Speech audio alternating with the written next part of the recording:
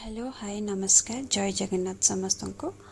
तो तो आज संडे थिला से कि मु सका उठी जाइली सका उठिकी मु जीरा पानी फास्ट पी देइथिली। तापरे ब्रेकफास्ट रे किछि नथिला तो से मु छतुआ टिके गोले देइथिली पी बेली ब्रेकफास्ट रे छतुआ पीली। तापरे संडे थिला तो सेमती मते मटन खाइबा बहुत इच्छा थिला जाई मटन धरिकी पळे आस्थिली। मटन को लेकिन पलि आस सारा पर मु मैरिनेट कर रखी देती से हल्दी लुण सोरष तेल पकईकी भलसे गोलेकी गोटे बाउल रे रखी देती ताको। तापर मु कुकर रे बनवार थिला तेन प्रेशर कुकर गैस पर बसई देती। ताती गला परे मु सोरष तेल मु किछि पकई थिली सेथिरे सोरष तेल हाँ सोरष तेल पकई सारा पर से मु सुखा लंका दीटा ऐड करी रसुण छेचा तेजपत्र गुजराती गोटा गुजराती दीटा पकई थी। तापर मु पियाज कटा रखी से पियाज कटा पकेली पकईकी भलसे ताकू घांटिली।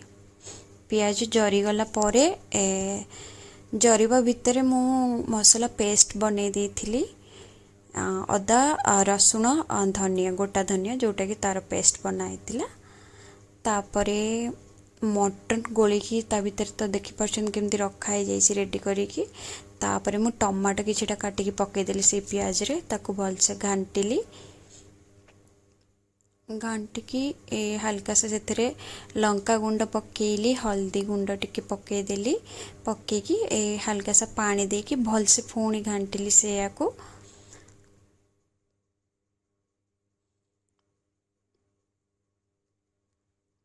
भलसे घांटी साइला परे देन मु से पेस्ट जो मसला पेस्ट बनी सेटा पूरा ऐड करदेली।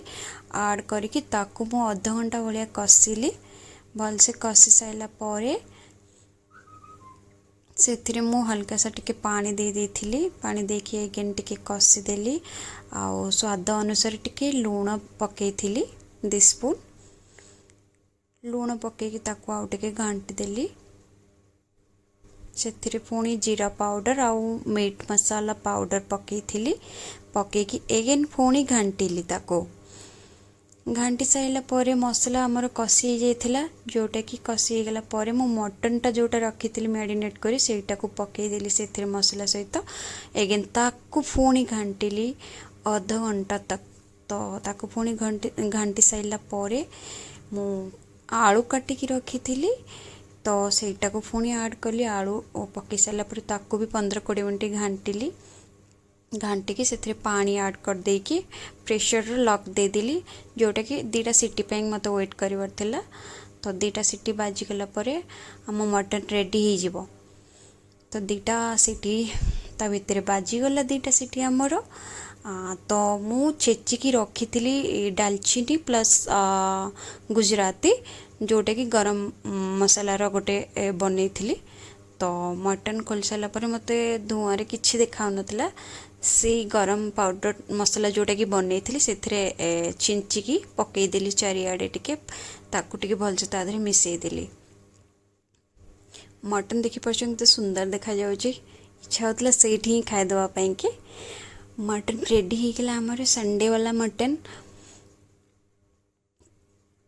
दिन तापर मु भात मटन बाड़ी की नहीं आसिली आराम से खाइली जी मटन करी राइस आ पीस कर देखो केते सुंदर पीस है। फास्ट मु कलिजा को देखो थे कलिजा पीसटा एटा तापर चर्बी देखंतु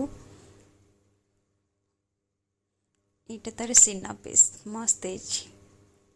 रहुची जय जगन्नाथ।